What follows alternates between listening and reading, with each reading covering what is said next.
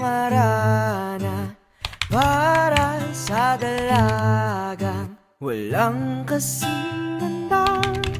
Amoy roses ang alimoyak kung nanaisin ng tadhanang mapalim lang. Di hahayaan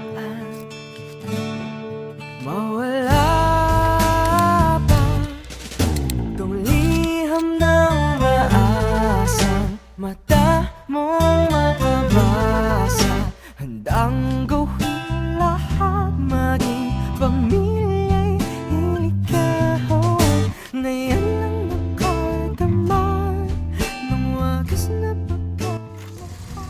Sa sinapupunan ng perlas ng silanganan, isang bituin ang nagniningning. Ito'y matayog at mataas.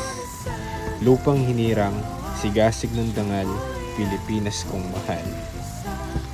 Sa hapon ng aking guni-guni, ikaw, Leonora, ang liwanag na tani.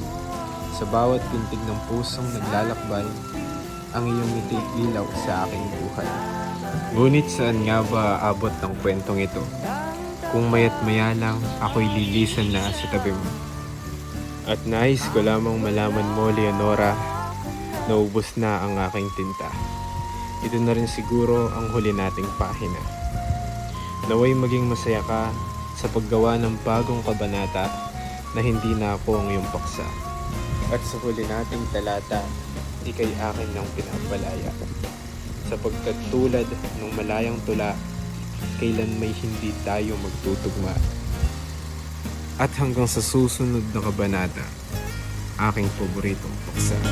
nasan ka man, nawa'y masaya.